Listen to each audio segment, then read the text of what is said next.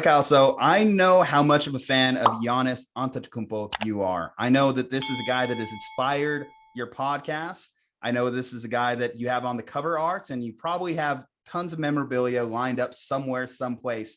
But he made some news today on a Chicago radio station. Giannis Antetokounmpo said that he would at least be open to the idea of maybe one day playing in Chicago. And it does make the mind ponder a little bit.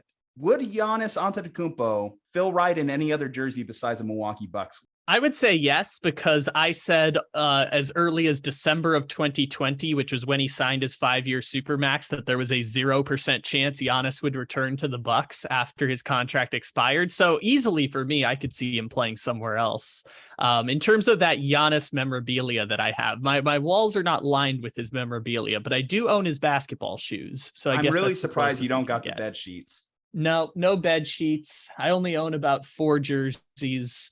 Not a huge memorabilia guy, but to the point about Giannis, this is an August 15th type of basketball story. Giannis went on a Chicago TV show.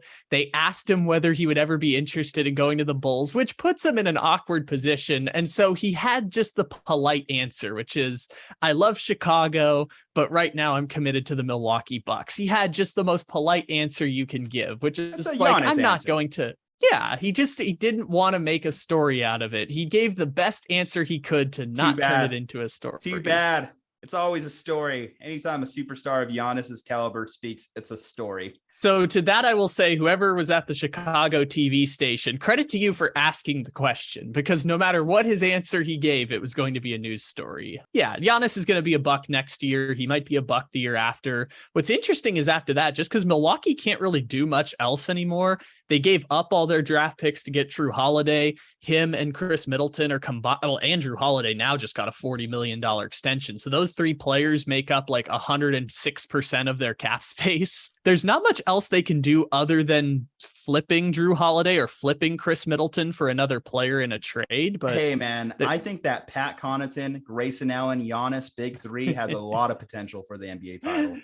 Yeah, but this team has already gone on like a year or 2 years longer than most cores stay together in the NBA. Like, if you count Drew Holiday as being similar to Eric Bledsoe and that flip that they made, like the core of Giannis, Chris Middleton, and then Bledsoe Holiday has been together for 4 years now, going on 5.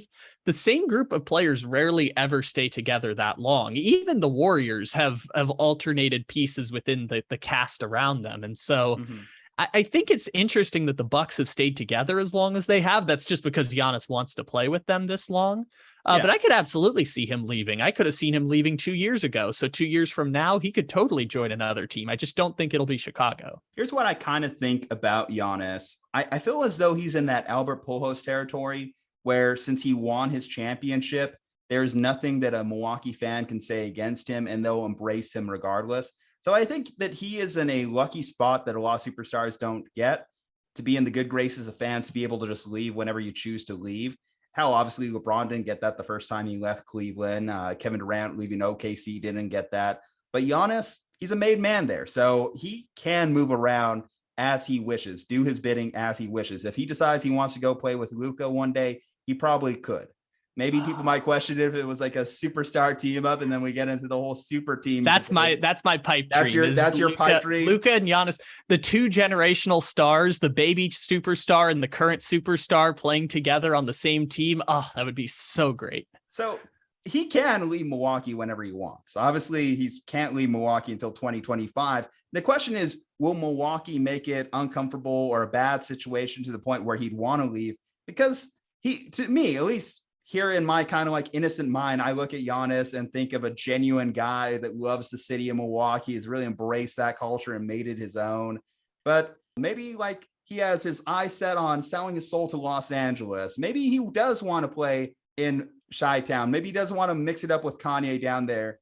Or hell, head on to Miami, get with Pat Riley in the Heat and make that a combination. So I don't know what his kind of like intentions are, what motivates Giannis, or what that next chapter of Giannis's career could be. But whenever a superstar like this talks, it just makes you want to think about possibilities.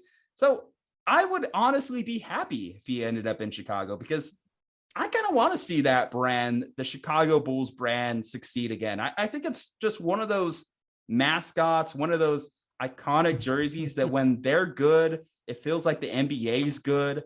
That brief time in which Derrick Rose was winning a MVP over there, or when Jimmy Butler was there, something felt right about Chicago being in the playoffs, competing, the grittiness.